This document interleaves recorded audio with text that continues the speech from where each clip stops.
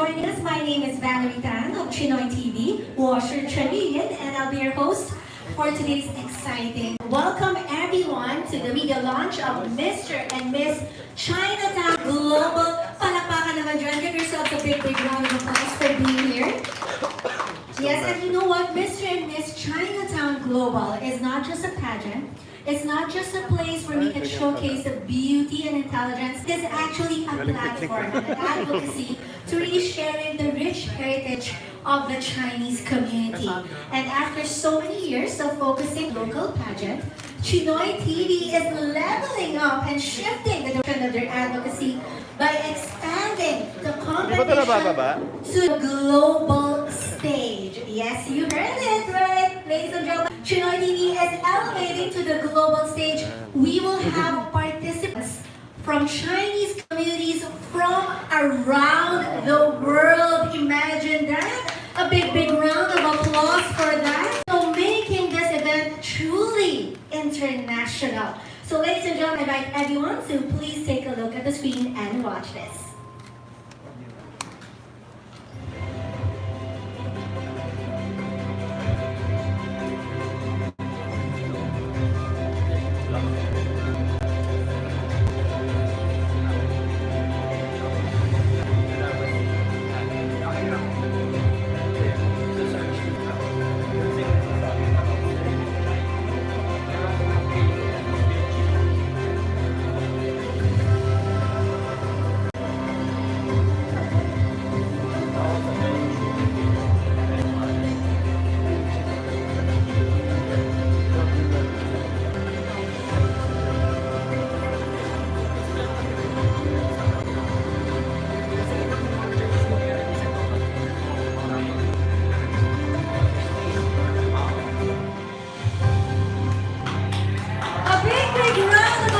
Chinoy TV goes global with Mr. and Miss Chinatown Global. Isn't so exciting? The promise of a new pageant. But you know what?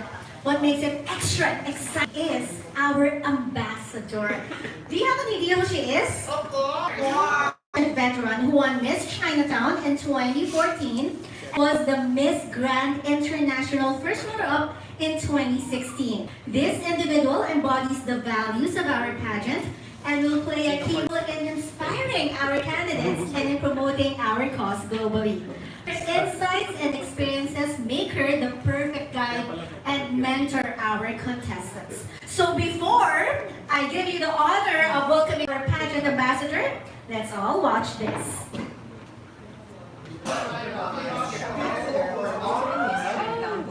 I grew up with a very colorful childhood. It was fun, and being raised by my angkong, I really got practice my Chinese language. I speak Hokkien at home, and being in a big family like my ate, my akos are also here. It was like this strong support system that I grew up with. So it's very well known that my ama forced me to join Miss Chinatown. I went home with the crown, and the rest, they say, is history. I always tell people that pageantry is not the end game. It's just a stepping stone to the next thing.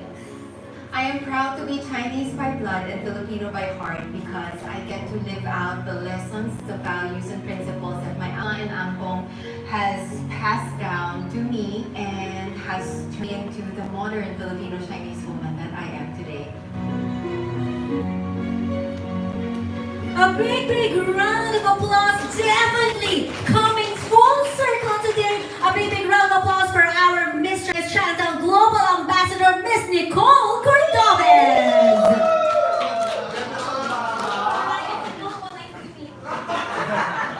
Hello everyone! Hi Nicole. Good morning to you. Please greet all of our media guests. Hello everyone! Hello. Thank you so much for being here. A lot of familiar faces in the room right now. Parang nasubaybayan niyo talaga yung journey ko. So this is actually my 10th year since I was crowned in 2014. Hindi ko na rin 3 years.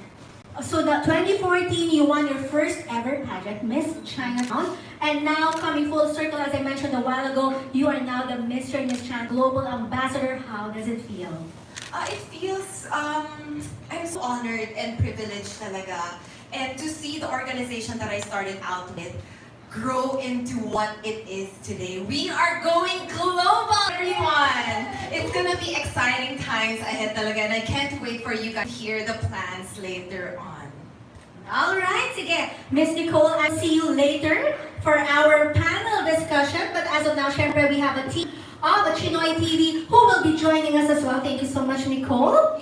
And I'll see you in a bit, but as of now, to join us also is the president of Philtry Media Productions Incorporated, the company behind Mr. and Miss Chinatown Global. Big round of applause to Mr. Alvin Kingston Tan.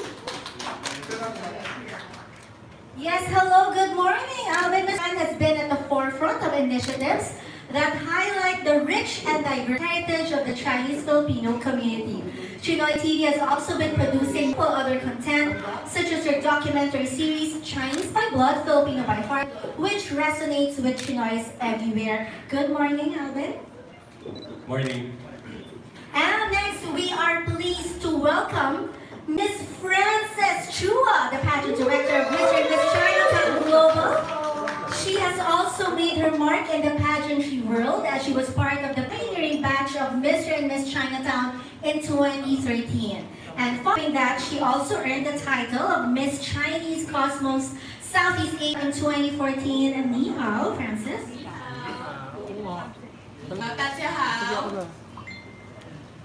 And joining us virtually, we have Alexis C. Go, the director for Global Search. She has been leading the charge in finding the most talented and diverse individuals from around the world to represent our community on a global scale. And even though she can't be with us here in person this morning, we are excited to have her join us in a conversation via Zoom. Hi, Alexis. Hello, Alexis, can you hear us? Hello, Alexis. Ayan.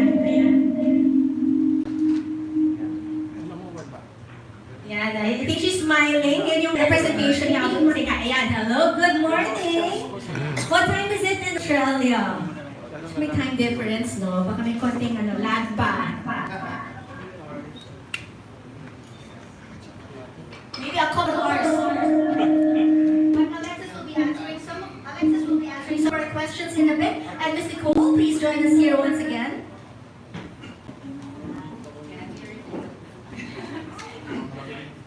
Yeah, so I'll be starting off the question, of course, to Mr. Alvin Tan. You know, as I mentioned a while ago, Chinoy TV has been doing this pageant, but locally, now we are taking it to the global stage. Why did you at Chinoy TV decide to do this route?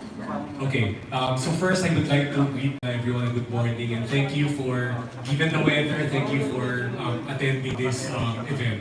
So with regards to the question of Valerie, actually for the past few years, we've been really wanting to go global from Chinoy TV's perspective. And we feel that the next level is to go out of the country. Kung familiar kayo way back with 2020, that was the pandemic, we did a virtual pageant and it was an eye-opener for us because when we did the virtual pageant, we got applicants from Spain, from Hong Kong, from Malaysia, and from all of those different countries. And that opportunity allowed us to realize that maybe there's something outside. So with this year, when we decided to go our different ways, we felt that maybe this is the best time for us to go global. Especially with the popularity of C-drama, K-drama, and all of this Asian phenomena. And we felt that maybe for Chinoy TV, we wanted to start this and expand our presence, not only in the Philippines. And there's so many overseas Chinese, diba? It's really a huge community. And imagine different Chinese in different parts of the world really sharing the same commonality, diba? Which is being Chinese by heart. Yes, correct. And as we all know, the largest ethnic group in the world is the Chinese. And sa amin, like tayo, kami dito, like, all of us are Chinese Filipinos.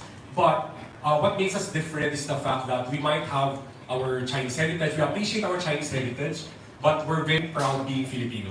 Diba? So right now, I think that would set this pageant different in the sense that we're looking for individuals who have mixed identities. You might be a Chinese Filipino, a Chinese Australian, a Chinese American, but all of us, we appreciate and honor our Chinese heritage, but all of us we all embrace our, kung saan kami lumaki, kung saan kami, kung yung country where we was born.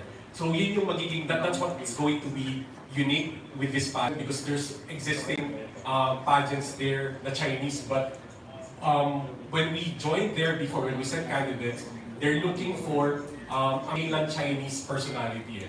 In our case, we're looking for someone who's really mixed identity, but at the same time very proud of the country where he or she is. And si Francis naman, as you can see, so beautiful, our pageant director, to share with us your past experiences as a candidate and also as a winner. You know, coming from a very sheltered upbringing and having joined 3 different kinds of Chinese pageants globally, I think it opened up my way of thinking. Parang before, I'm so restricted, thinking inside the box, and after that, it expanded my horizon. I was also able to connect with the other contestants globally, and somewhat this gave me the value of cultural diversity because I was with mga Chinese Africans, Chinese Americans, Chinese Australians, and na-open talaga yung world ko doon.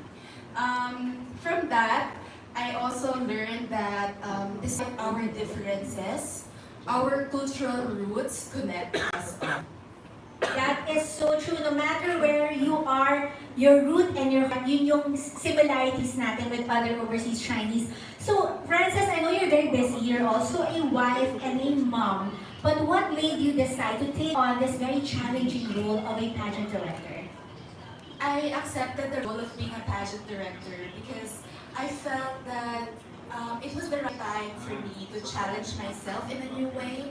Like for the past years, I've been a full-time mom, and now that my son is attending school, I feel na parang this is the right time for me to do something for my own growth as well. And then I also think that this is a unique opportunity for the participants to like uplift and influence them in meaningful ways.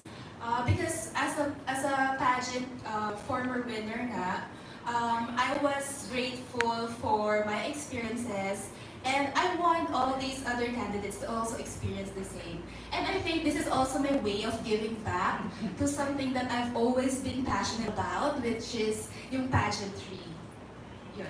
So we are truly excited on what you can bring to the table as well for Mr. and Miss Chinatown Global. And Nicole, what came to mind when you first heard Mr. and Miss Chinatown Global? Oh, I said it's about time. Kasi, you know, Philippines is the powerhouse of pageantry. And I feel like if we're gonna take this on global scale, who else will best understand this but Filipinos, diba? So I cannot wait to meet all these candidates from different geographies already, diba?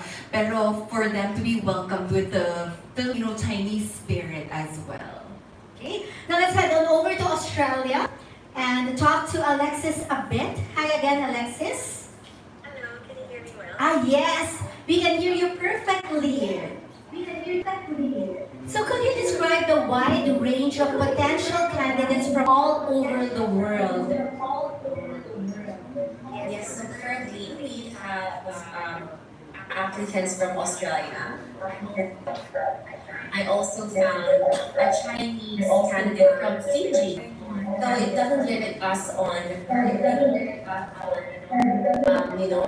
lagi nilang tayo naisip natin, pero na lang, but you know what, we can always reach out to more people if we open our doors and our gates. Kaya I'm really happy that this year we launched the global pageant, and I'm really happy because it's starting to unfold. Ang dami nagbubukas pang doors, and biglang, okay, may sasali from New Zealand, may sasali from Malaysia, may sasali from Myanmar. So those things are very exciting. Truly exciting. Imagine that our press con is just today, pero we already have potential candidates, as what Alexis mentioned, from Malaysia, Fiji, Australia. Wow. So talagang we are all looking forward to that. And Nicole, do you think there is enough representation of the Chinese community in the pageant world? Right now, I wouldn't say it's a lot, but it's always just there. I mean, people don't really recognize me as Chinese looking, for example. Kaya I made it a point nung national costume competition ko, binibining Pilipinas to wear like a Chinese porcelain face inspired. Naalala niyo? Na Filipiniana. So, I think with platforms like this talaga, and then with the interest that is always there naman on Chinese culture. I mean, there's Mano Po, for example, those shows na I think we can push it further pa. And then to hear stories of other candidates also globally, I think that would make the narrative surrounding the Chinese culture richer. You mentioned nga sa video kanina that you saw pageantry as like a stepping stone. It's not the end goal. So, what other opportunities did it open up for you after your pageant experience? For me, definitely like the national stage and eventually the international stage. But right now I'm doing full-time hosting, for example. So, I guess through Miss Chinatown, parang na-break yung barriers ko in a way na hindi ako sumunod sa traditional path of what a Filipino-Chinese household will expect na tahaking kong career. So that's pero Chinatown gave me that environment that it felt safe to try new things. So that was my first stepping stone. Nicole really breaks the mold of what a Miss Chinatown Global would look like, diba? Yung features niya is very Filipino, but actually your heart, you can speak the language as well, and you spend a lot of time with your uncle and ama as we saw at your video. So as an ambassador of the Mr. and Miss Chinatown Global, how does this role really align with your values? Well, I feel like I have always carried those values naman. I said that in the video na parang the Chinese culture that I carried is grit. Yung wala kang pinipiling anong trabaho. Basta nandyan, may matututunan ka about it. Tsatsagain mo. Yun eh. Parang feeling ko yun yung pinush talaga sa akin. Inculcate sa akin ng family ko. So I feel like because of those values, that's how I actually got to build because it's so hard to transition from pageantry into the industry. Kaya I always felt lucky nga na, totoo ba, nabigyan ako ng ganitong opportunities na to? And I was never like always the big winner, di ba? Parang, okay, di ako Miss Universe nung 16, first runner-up ako ng Miss Grand International. But I recognize na, you have a really strong and good set ng work ethic, which I feel is na tutunan ko talaga sa family ko. And then, people recognize that you are reliable, that you strive to be excellent in your work, so they keep getting you. So eventually, yeah. More opportunities coming your way. And Alvin, on your end, why did you deem Miss Nicole as a perfect ambassador for Mr. and Miss Chinatown Global? Okay, actually I met Nicole way back 2014, but that was 10 years ago. And We still look the same. yeah. And yes, I think during that time, I was very impressed with Nicole because first and foremost, she doesn't look Chinese. She's not your typical Chinoy na singkit, na fair skin, di ba? So, siya eh. Minsan Latina. Yeah, diba?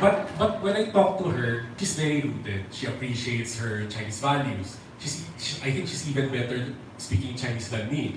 Diba? So, I look more Chinese, but alam mo yun? So that's a kind of candidate or a face that we're really looking for Mr. Chinatown Global. Like, you don't need to follow that typical look, but as long as you honor your heritage, you follow these values, you appreciate your roots, but at the same time, Nicole is very proud of being a Filipina, di ba? More than anything. And that's the kind of individual that we want to discover for this competition. So, yeah, basically, we're looking for modern Nicole is a modern Chinoy, but now we're actually using we're coining the term Hua Qiao. Hua Qiao means overseas Chinese. So now we're looking for modern Pachiaos who can be the best representation of the Chinese community. Someone who's very modern, someone who's very, very open, someone who's rooted, but at the same time very proud of his or her country. So this got us all excited, hindi ba? Pero for all the potential candidates na nandito na, I want to be the next Nicole Cordobes or other mga Mr. and Miss Chinatown global na magiging candidates natin, no? Francis, what are the qualifications to joining? So MMCG is open for candidates 18 to 30 years old with mixed Chinese identities from around the world. So we are inviting candidates from diverse backgrounds like, let's say, Chinese Filipinos, Chinese Americans, Chinese Malaysians, to come and join us and share their unique experiences and stories.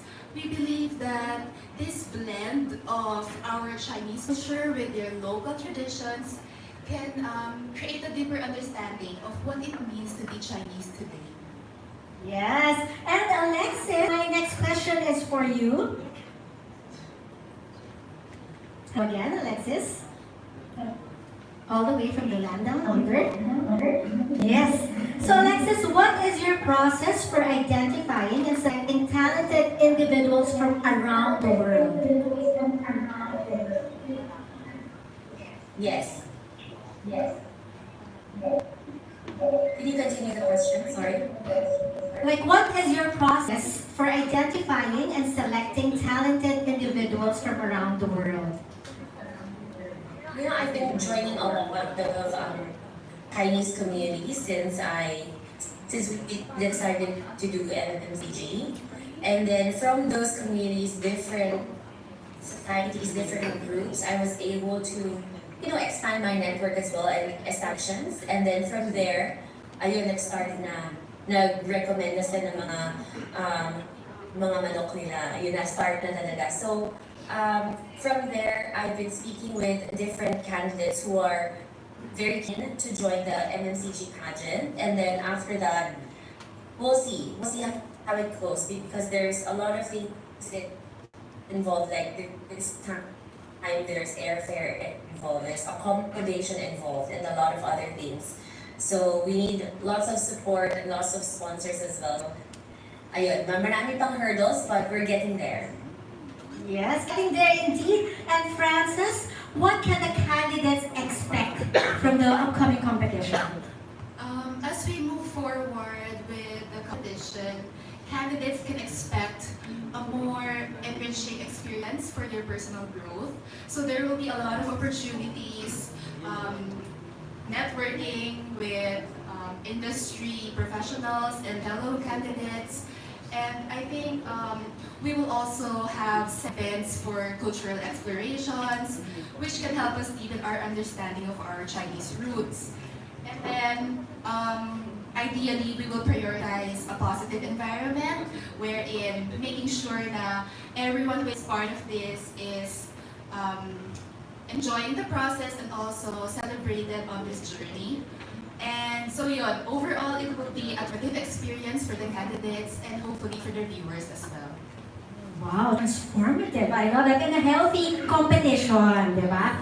So Nicole, next to you naman, why do you believe that it is important to celebrate yung inclusivity and diversity of Chinatown communities in all over the world? Well, like Melvin said, it's quite apparent, di ba? Pero kulang na lang dito actually is the platform. So if we have this one big platform where all the candidates would be able to tell their story, feeling ko it'll be able to broaden our horizons, especially since we live in such a globalized world already. Palitin pa natin yung mundong yun, di ba? That it feels more accessible na, maybe there are opportunities like outside of the Philippines and they could really find their communities there. So yeah, I feel like these are stories or narratives that we don't get to hear. So I'm so glad that there is a platform like this already, and it should be the Philippines, really. It should happen here in the Philippines. Nakaka-excited ba? Imagine the Philippines and Pinoy TV taking it to the global stage. And aside from our esteemed team here up on stage, we have another fresh blood joining our Mr. and Miss Chinatown Global to really give it that boost, extra boost of international level, we have with us international model and Chinoy actress, Miss Mika Rains. Hello, good morning.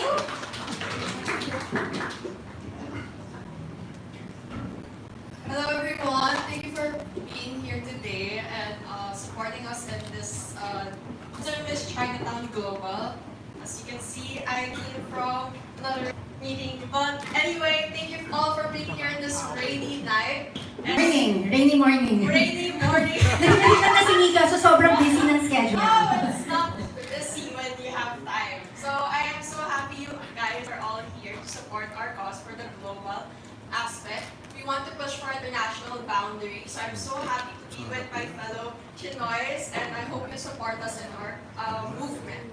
To share with you guys, Mika Rains is now the creative director of Mr. and Miss Chinatown Global. A big round of applause. Wow, creative director. And Mika has been at the forefront of crafting the vision and artistic direction of this entire competition, ensuring that every detail reflects the heart and soul of this global celebration. So Mika, what can we expect in the upcoming Mr. and Miss Chinatown Global? From a fresh perspective, modeling and acting for almost 7 to 8 years of my life, I've seen the behind the scenes and in front camera works. I believe there is a purpose of having that twist of Oriental and Eastern art in every element that can be added to it. So for this pageant, I hope to put that passion aspect into all the shoots and brand engagements we will be doing with our candidates. So Francis, diba, beauty pageant is not just beauty brings, of course it has advocacy. So what do you think will the role of the winners be when it comes to really promoting yung social aspect? Well, I can see that the winners will have the great opportunity to support causes that they care about. Let's say mental health problems or trafficking, all these other sensitive issues, and I think they can be representatives of their own identity in the Hua Chao community. And I think what's more important is that they create a positive and lasting impact that goes beyond the competition. It doesn't stop here, you know. This one's not just about having the title, but it is having that, I think, the heart to really do the cause for the fellow people. That's nice to hear. And Mika, you are an international fashion model. So how do you plan to inject fashion into the pageant? The pageant itself, I think, is out with having that fashion aspect. In every pageant, I think fashion is really something that we look forward to. So in this pageant, what would be something more disruptive would rather be the changing up the fashion to make it more international. I think being Chinese Filipino has a lot of unique elements to it, but we haven't really explored the boundaries of going to different countries like Singapore, Thailand, the States. There are many Chinese stories and fashion that have yet to explore. So I hope to bring that to this year's Mr. and Miss Chinatown Global. So definitely going to be creative, artistic, young, fresh, and bold. So Alvin, the Mr. and Miss Chinatown Global doesn't start and end with a pageant. What legacy would you like to leave behind? Okay. Actually, it was not mentioned a while ago that Philippines, we actually own the oldest Chinatown, right? Like the Philippines are the oldest Chinatown in the world. So I think it's just fitting that we start Mr. Chinatown Global here.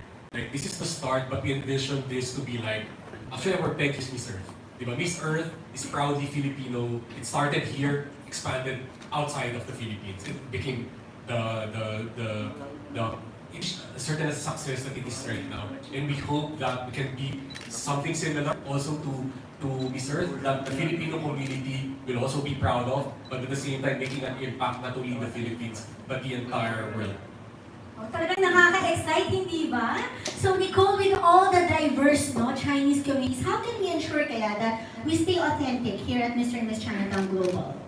I think that will be quite effortless din naman because we live those values every day. We we live that culture every day. So it's really just bringing it to life more through this platform. But you know what? I'm really glad with this team. By the way, I want to thank Ahe Alvin for entrusting me with this one also, because itong team namin, as you can see, it's a lot of women, especially women pageantry as well. Ito yung dream team ko, kumbaga. Kung may pageant organization na, wow, let's give women their voices, their wisdom in making decisions as well. And he also made sure na meron yung mga fresh talents who would give a younger perspective. So I'm really, really excited to collaborate with the organization and see where this pageant will be headed. Well, exciting to imagine about women, Chinese, Filipino-Chinese women, different backgrounds, merong fashion, merong pageantry. So now to you, Mika, what can we expect in terms of creatives for the pageant? I've worked with a lot of great photographers, makeup artists, stylists, and also directors in the Philippines. I hope to also explore working around creatives internationally. We have to celebrate and champion our Filipino creatives as well as exploring international creatives as well for this year's Mr. and Miss China. Okay, so Alexis, are you there again? Hello. Alexis mentioned a while ago some of the countries na pwede nating abangan as candidates. She mentioned Fiji, she mentioned Australia, Malaysia. Alexis, any other countries we are eyeing or targeting on? I think we have a problem lang sa ating Wi-Fi because it's a bit raining lang. We'll get back to Alexis in a bit. So now to you, Nicole. A lot of our potential candidates are probably watching this and dreaming to join Mr. and Miss Chinatown Global. Any tips for them or encouraging advice? Just be who you are, but be your best self. And I hope that you find your best self through this platform, because pageantry has done that for me. It has encouraged me to grow, to dream bigger, so much big. I feel like I have dreamed for 5 lifetimes already. Na parang, okay, we can dream off to the next one. So I hope that pageantry does that for you as well. And I hope you enjoy the entire process, because as I love what Ahe Alvin said na there's no template. We're not looking for, di ba usually pag ganun yung mga international pageants natin, kaya nga parang sabi ko, may papadala ba tayo internationally? Pero sabi ni Ahe Alvin, you know what? They have a template na usually mainland Chinese yung template nila, and they're very particular in terms of beauty standards and demeanor. So, because we are doing it here in the Philippines, and we are so known for acknowledging different cultures and being so hospitable to them, we are breaking out of whatever boxes we keep women in, diba? So this will be very exciting. This will set the tone actually for all the winners, because this will be the very first ever Mr. and Miss Chinatown Global. So I think we really just want to see your best self. And you cannot ever fake authenticity pageantry. We will see it talaga. And I know that the stories will really go naturally, and I can't wait to hear them. Breaking the mold and elevating to the global stage with Mr. and Miss Chinatown Global. And now we are opening the floor to our questions from our media guests. I know everyone is excited to throw their questions.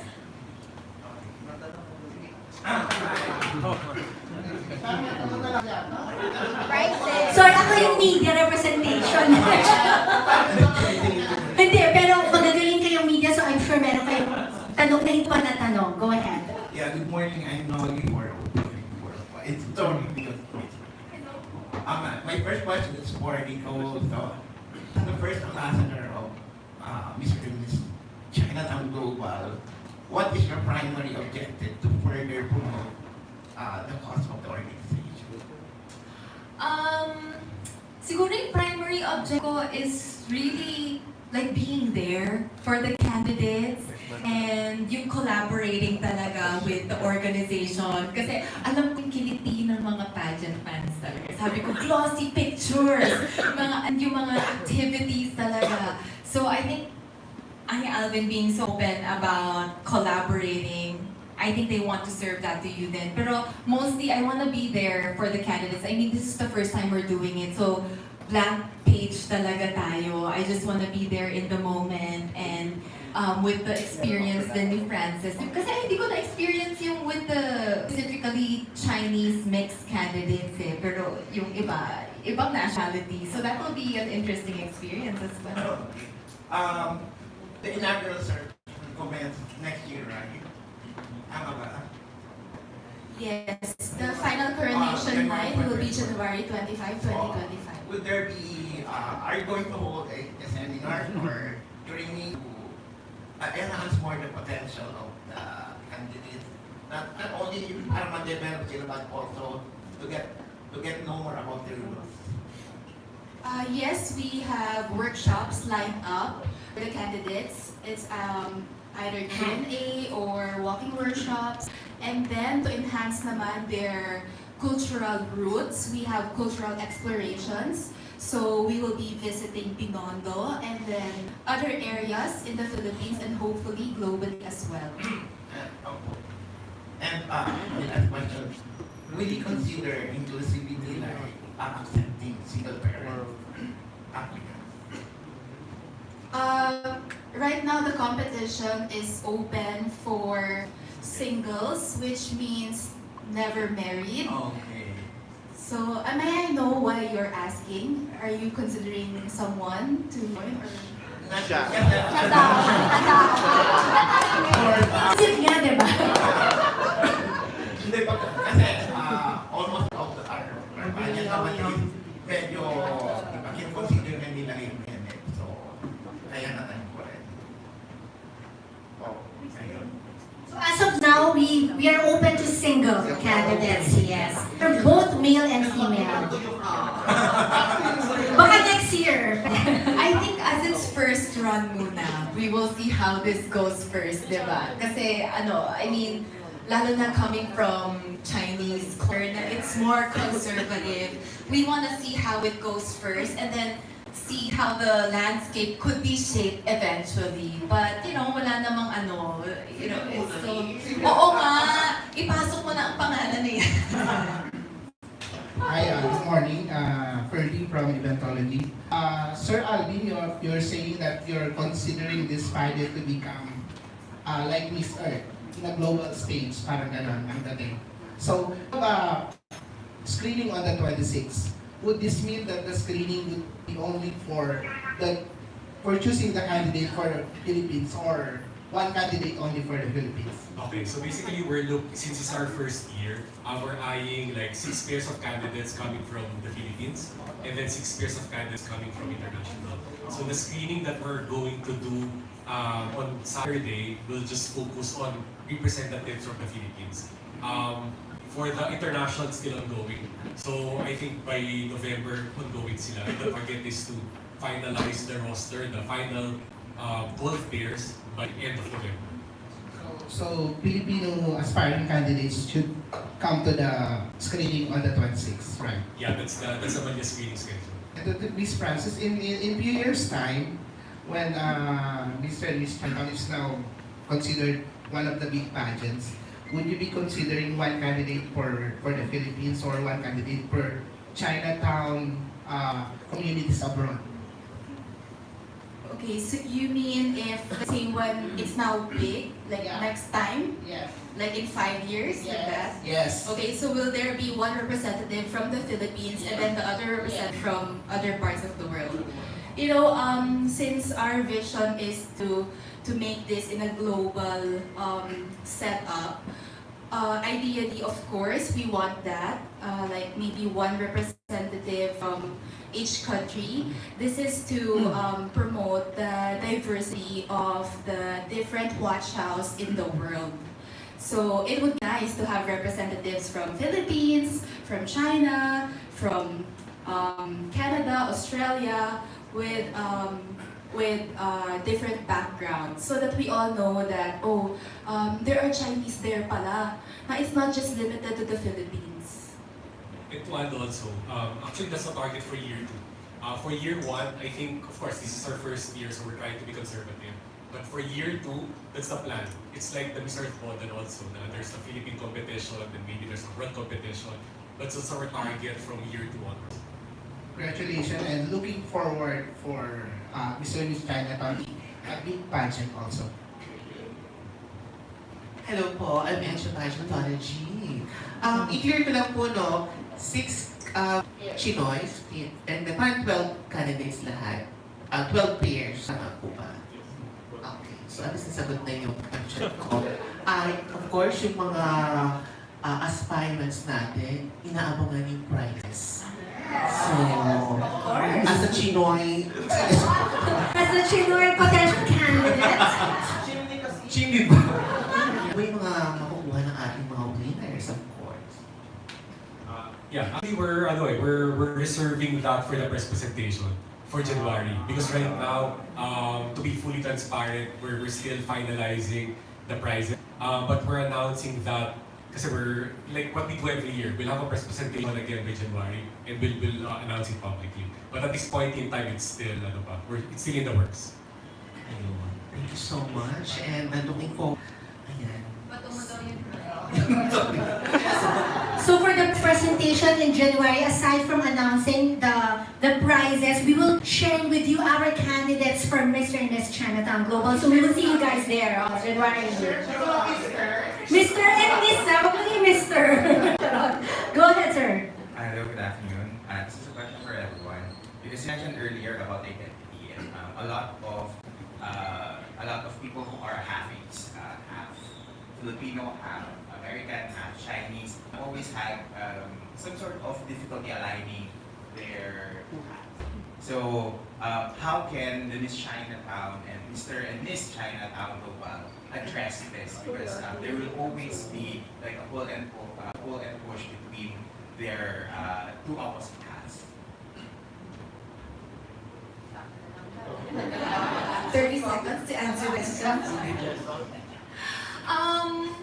I feel like kasi since yung Mr. and Miss Chinatown Global, they fight na parang we can be modern. Like how do Filipino, Chinese, modern Pinoys live in this world? So I don't feel like it's a push and pull necessarily because parang mas umaangat yung values na tinuro sa akin ng family ko as I live through this industry. Wow, okay. Umubog po tayo sabay-sabay. Choir.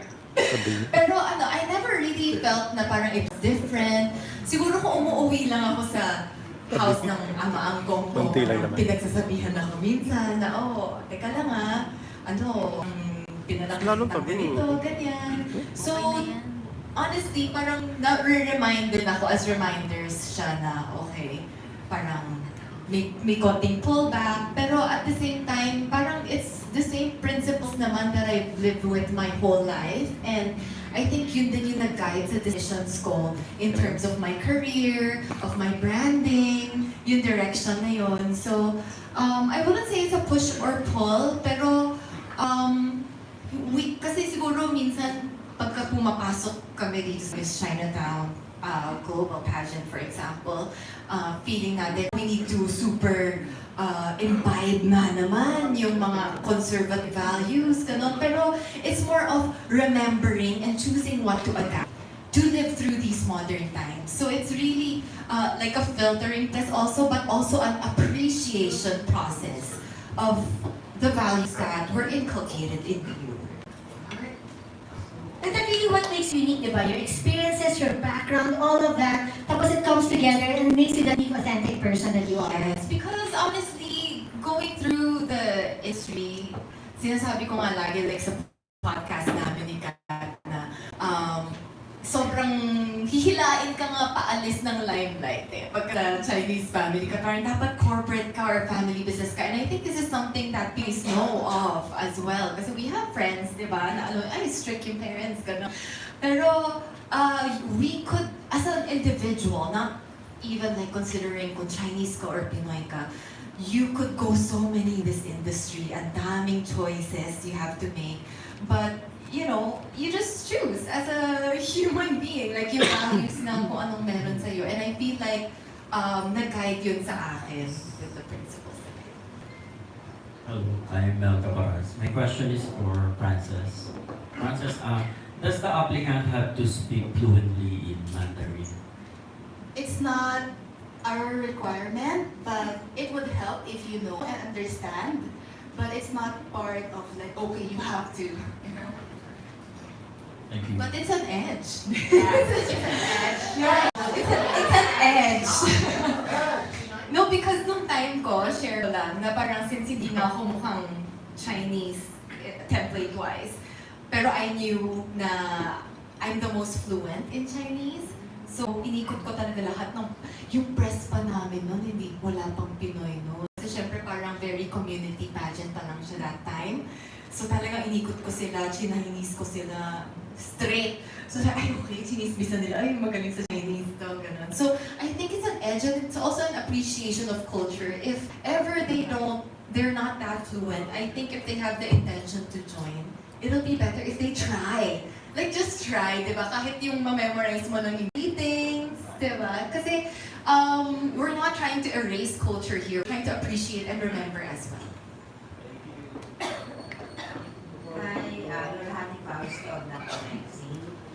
What do you think is the greatest challenge that today's generation is facing? That's my question. The greatest challenge that this generation is facing. This generation po, or like Chinoy? Today's generation? I think it's finding an advocacy to fight for talaga. Like yung greater meaning, greater purpose, especially kasi with social media right now that there's a paradox of choice. Tapos sometimes our identity quite malleable as well, na parang we're exposed to so many things na minsan questionin mo nga sarili mo, teka, ba't ako nalulungkot? Hindi ko naman yung gusto, pero because it's what you're exposed to all the time, yun yung nakikita mo na parang, okay. So I think it's really grounding your identity to the bigger purpose that would shape your life and give it meaning. Kasi social media is so apparent na it could dictate how you live. Kaya it's very important to like, take moments out of your day to like really refocus on yourself and question your perspectives then. Lalo na we exist in echo chambers as well, di ba? Parang even if there's such information overload, we get trapped also by the algorithms. So we really need to fight for finding our identity and anchoring our place in society to contribute to it. And that is why Ms. Nicole Cordobes is our ambassador for Mr. and Miss Chinatown Global, diba? Beauty and Brains with Advocacy and Hype na Valerie. Yes, talagang ano kami, we're all fans of Ms. Nicole. Yes, another question? I'm Abigail from Manila Standard. I would like to ask Ms. Nicole, what do you think are the qualities and values that will help someone in this pageant? I think, kasi nung time na nag-join din talaga ako sa Miss Chinatown pageant before, I really had to backtrack. Kasi because hindi namin na-differentiate na rin minsan na yun, parang Chinese culture, Filipino culture, parang okay, when we step into our ama-angkong's household pagka-weekends, get reminded na, oo nga pala. Pero we don't separate ourselves. That's the beauty of it, I think. We don't separate ourselves from Filipino culture, for example. Walang division, kumbaga, when you move around through the world. But it really helps if we see the candidate who really makes an effort to revisit their roots, their culture, tell their story, na parang this is a story that the world needs to know. Because there would be Chinese mixed nationals out there, especially with the in recent years, meron din yung Asian hate. For example, like, we're considered the minority even though we are quite widespread, for example. So I believe that we need to put faces talaga like out there para may ma-identify naman from the Chinese communities na, oh, these are the people who have the same experiences as I do. And I feel like pageants do that already. Pero Filipino-Chinese pageants or Chinese blank whatever nationality pageants, wala pang ganon. So, ito na yung platform for it. And I hope that they get to shed light and introduce or reintroduce the Chinese values and culture? Hello, good morning guys. I'm Tristan from the Philippine Pageantry. My question is for Miss Frances and Mr. Alvin. Ang gusto ko lang malaman kasi is, the reigning title holder for a Chinese international pageant is a Filipina. So it has the same concept you're trying to make. But in your title, it's Mr. and Miss Chinatown.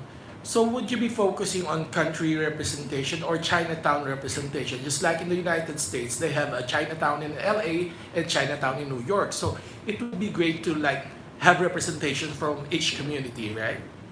Will that be in your path, or you'll be focusing more on country representations?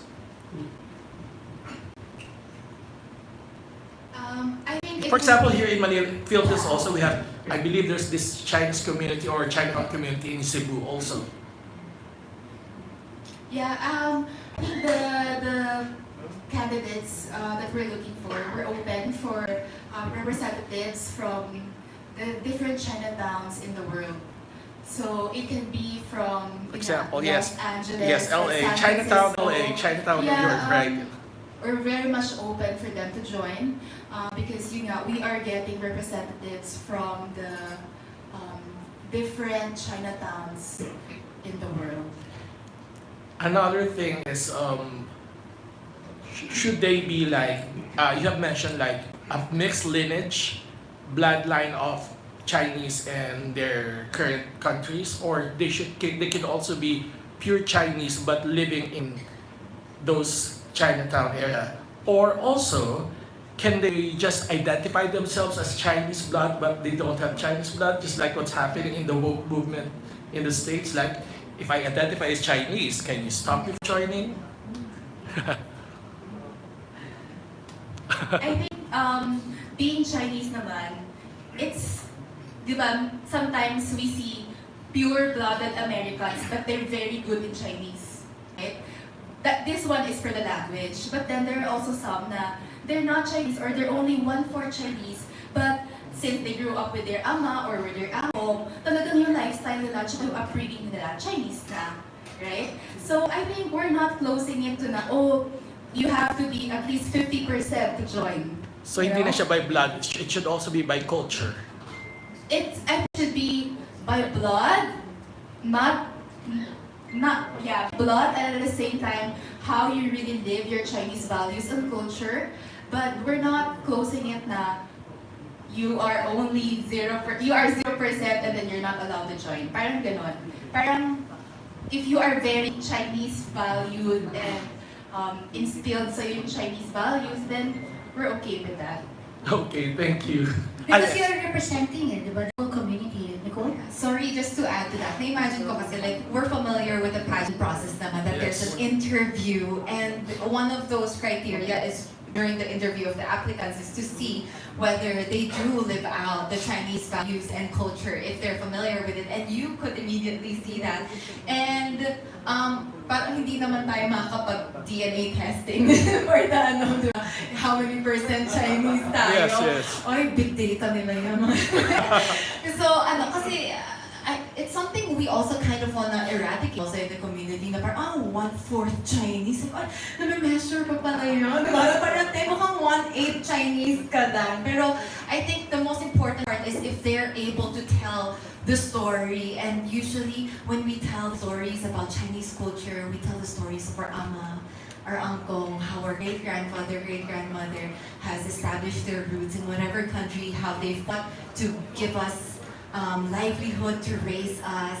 So, malalaman at malalaman talaga natin yun. So, that siguro super technical na yun, pero I think when you see those values during the interview, that's it. So that is identity. Lola is Lola. Lola. Identity is more important than roots. Is that what you're saying? I think it's tied together, right? Okay. Oh, identity and roots. Yeah. Can I add to that? Usually, like when we see photo shoots of beautiful Chinese models or do we even question their DNA? I don't think so. I think a celebration of the beauty and the fashion aspect of it. So, in terms of visuals as a creative director, I see that every time I see, when I grew up as a young, when I was still studying in my Chinese school, and I would see these beautiful women, I want to grow up to be just like them. So when I visualize the kind of candidate that would be for Mr. and Miss Chinatown Global, it's someone who a little girl would look up to and visualize that she wants to be someone like that, because she sees herself in that girl. So that to me is the kind of candidate we are looking for as well. Would you agree?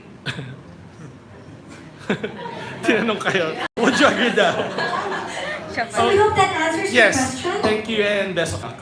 Thank you so much. One last question. One last hi. My name is Franz Ivan from Mars France. Good morning. Question is, we have already existing pageants about the Chinatown. What is the difference between this competition from the existing one? Ano yung malulok for namin sa pageantry ninyo? Like, may swimsuit competition din ba? May eve din ba? May Chinese traditional costume? Something like that. Yeah, siguro I'll answer that first. I think what we can really expect is we're very modern, we're very open, and since we've been doing that pageant before, we're intentionally changing everything. So as much as possible, we don't want to position it like parang copy-paste siya. We're changing. In fact, the coronation, we're calling it as winners night. So we're changing we're trying to challenge ourselves to actually change whatever possible. So that's why, like, right, the fact that we're now going global, that's a major step already. At the same time, in terms of the culture side, like, I think before we've always stayed in Manila, but although I cannot announce pa the details, but right now, one of the plans is to go out of town. So we're going out, we're bringing the candidates to a certain location for them to better appreciate their culture. So that's one. And then at the same time, we're injecting, we're trying to position this more upscale, more high fashion. That's why if you look at our branding, we try to stay away from the traditional colors because that's the kind of identity we want to establish moving forward. Thank you, and one thing we can assure everyone, the Miss and Miss Chinatown Global is something to look forward to coming January 2025. And before we wrap up our media Q&A, we would just like to acknowledge the presence of Miss Chinatown Philippines 2027. And again, before we wrap up, how about some parting words, starting with Mika? Parting words lang, all of our guests. So thank you for coming today. I know it's raining, it's so hard, it's traffic also, but we're all here because we want to promote and create a movement for Mr. and Miss Chinatown Global. I hope you all could support. We would like to invite you to follow and check our updates on Facebook for the Mr. and Miss Chinatown Global. And I hope you get as excited because I'm so excited for you to see what we have to bring to the table. Francis? Sinabi na niya lahat.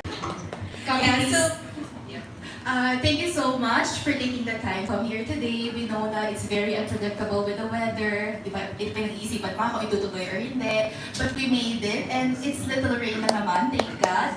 So, we really appreciate your presence, and thank you so much. Alan? Again, on behalf of Chinoy TV, majority of you guys have supported us since 2016. So I would like to thank everyone for coming over, for supporting, and I hope continues in support. As you can see, we have a very young team, very open, very modern. So, but you can still expect the same quality in terms of production, in terms of quality of candidates. Basically, we're going to make it so much better moving forward. Thank you.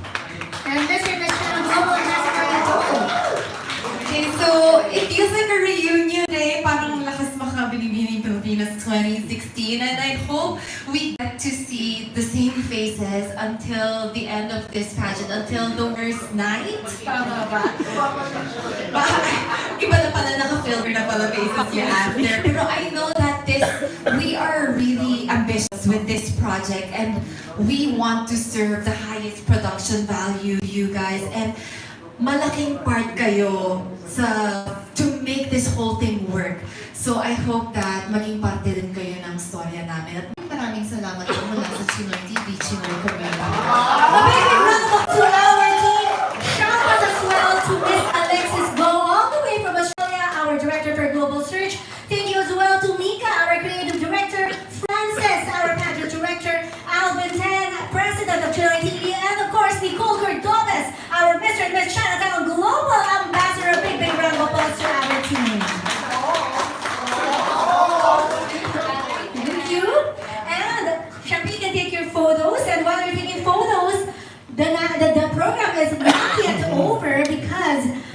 are graciously hosted by the Grand House. A big round of applause for the Grand House. Grand House isn't just a restaurant, it's a culinary experience that celebrates the richness of Chinese Filipino culture through exquisite dishes.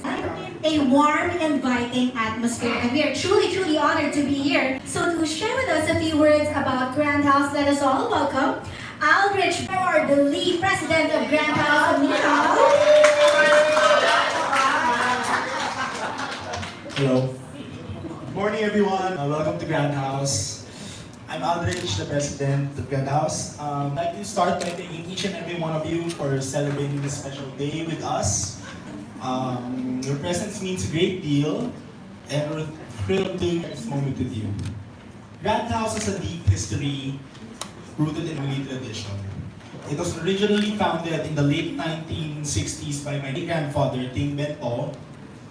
And over the years, my ama, who learned the treasured recipes from the original Grand House through the chefs there, she would lovingly prepare these meals to our family dinners, celebrations, and gatherings. And we will always enjoy it, ever since we were young. So, as the years went on, however, we began to see the tradition losing its essence. The connection to these classic dishes were fading, and that's when we had to do something. We had to reintroduce these beloved recipes to the younger generation, while keeping the essence of the original recipes, but adding a real touch to it, to cater the modern diners today. So our mission is very much in line with Mr. and Miss Chinatown Global. They are bridging the gap between tradition and modernity, while staying true to their roots and moving confidently into the future. It's an approach that mirrors our values at Grand House while preserving what's important while adapting to today's world. So thank you again for being here with us. We hope you enjoy your food prepared by our chefs. Enjoy, guys. Thank you so much. Thank you, Aldrich, and please stay here on stage as we move to the next part of our program. Another highlight, we have Raffle. Same level of excitement of Mr. and Miss Chinatown Global. I love it. So, thank you so much for your support. And we would also like to call on representatives from A-List to join us here and our partners to pick our special winners. Hello. Miss Eileen, a big round of applause of A-List. What are the prizes? What are we giving away? Franchise now. So we're giving away 3 GCs for Grand House worth 500 pesos each. Worth ano? Worth ano? Cheesy. Number 1 for the early bird ba yan? Wow! Wow! Congratulations to number 1! Congratulations!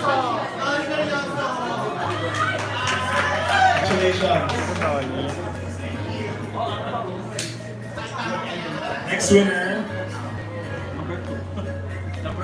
number 18. Layo. Ay, so. Para, meron kasama dito naman. Ano lang? Meron pa yan. The last winner is number 9.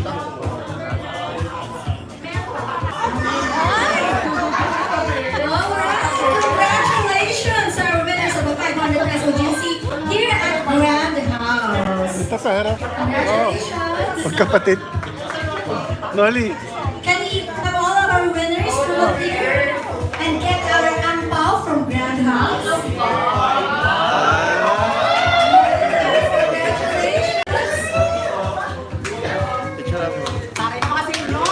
Kasi nanalo. Kasi yung nanalo sis. Winner talaga, yes. One. Yes, thank you so much, Aldrich of Grand House, and Miss A-List.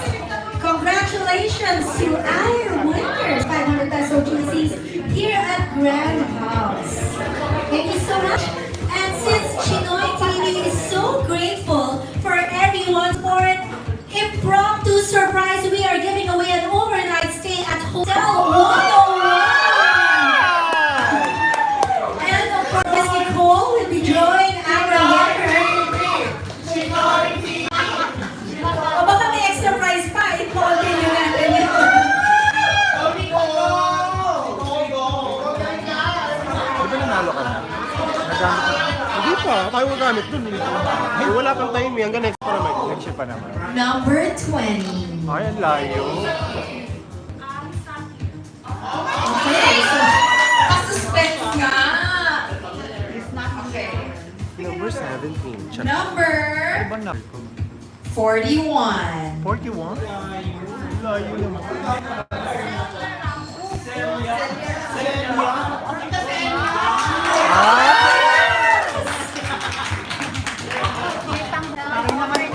Yes, please come up here and join us.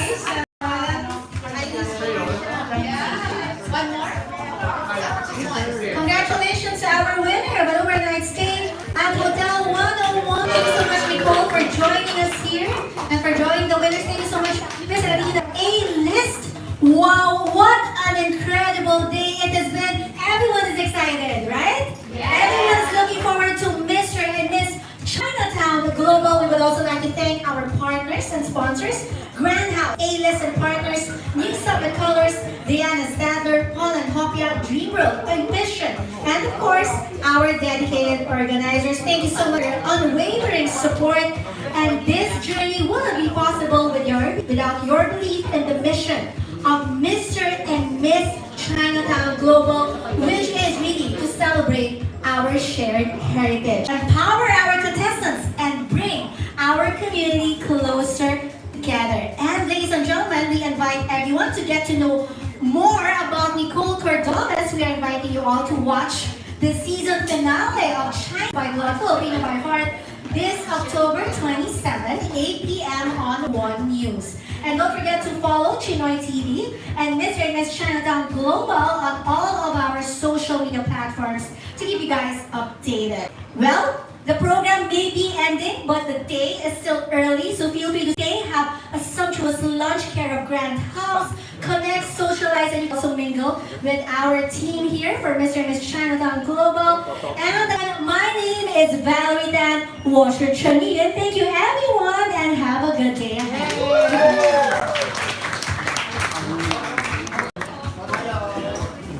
Photo op. Doon ka na po, photo op.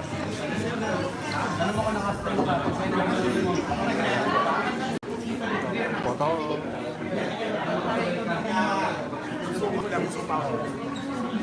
Tapos taas mo yung ano, hilahin mo na ng pataas.